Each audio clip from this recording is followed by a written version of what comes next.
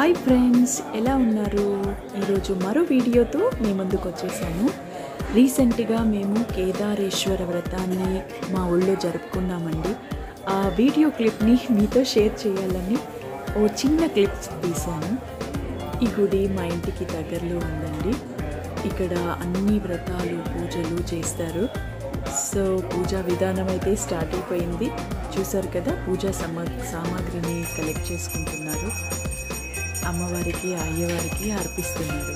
పార్వతీ పరమేశ్వరులు ఎలా ఉన్నారో చూడండి. లేట్ ఎందుకు చేస్తారు? నమస్కారం చేయండి. పూజారి గారు చాలా అంటే చాలా ఓపికగా అన్ని టెంకాయల్ని కొడుతున్నారు. చూసారా? వాటిని అర్పించిన తర్వాత అక్కడ ఉన్న ప్రతి ఒక్కరికి కూడా ఇలా ఇవ్వటం జరుగుతుంది.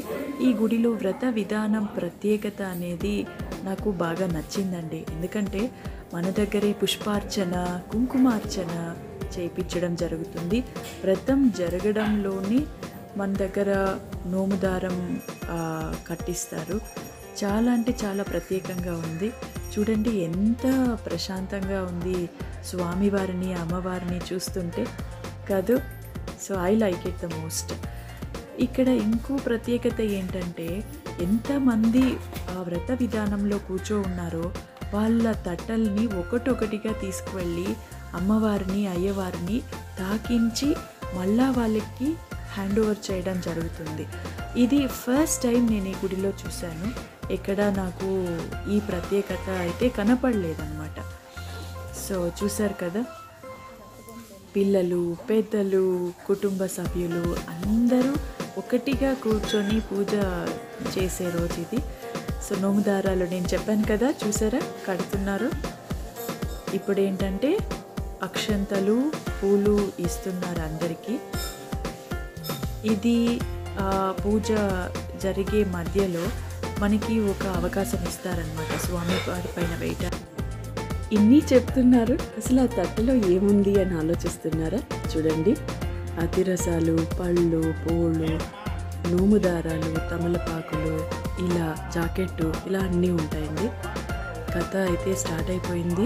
కథ అంటే ఏమని ఆలోచిస్తున్నారా? వ్రతంలో చివరి ఘట్టం కథ అండి. ఈ కథ అనేది మన పూర్వీకులు ఈ వ్రతాన్ని ఎలా జరుపుకున్నారు, దానివల్ల ఏ విధమైన లబ్ధి పొందారో, మనమంతా కూడా ఎలా జరుపుకోవాలి అన్న విధానాన్ని చాలా ఓపికగా చదువుతారండి. మీరు ఇక్కడ చూస్తున్నట్టు వ్రత మహత్యమును వివరించినడు భూలోకమున ఈశాన్య భాగమున మెరుపు గుంపులతో కూడి ఉన్న శరత్కాల మేఘములతోడ నిఖిలి విచిత్రమైన శిఖరముల చేతను పలు తరంగులైన లత విశేషముల చేతను బహువిధములకు పుష్ప ఫలాల చేతను నానా విధములైన పక్షుల చేతను మరియు అనేకములైన కొండ కాలువల చేతను. చూశారు కదా, ఇలా కథ చదువుతారనమాట. నాకైతే చాలా ఇష్టం అండి వినడము. సో చిన్న క్లిప్పు తీస్తున్నాను. చివరిగా అప్పుడే మనకు అక్షంతలు పూలు ఇచ్చారు కదండి, ఆ వాటిని అన్నింటినీ కూడా ఇప్పుడు కలెక్ట్ చేసుకోవడం జరుగుతుంది. వాటిని తీసుకువెళ్ళి స్వామివారి పైన వేస్తారు. సో ఇలా మా ఊళ్ళో వ్రతాన్ని జరుపుకున్నామండి. చూశారు కదా, తీర్థప్రసాదాలన్నీ పంచుతున్నారు. ఇప్పుడు దక్షిణ ఇవ్వాలనుకున్న వాళ్ళు ఒక్కొక్కరిగా వెళ్ళి ఆయనకి తాంబూలం ఇవ్వడం జరుగుతుంది. ఇలాగనమాట. So hope you enjoyed the video friends. Thank you for watching. Bye for now.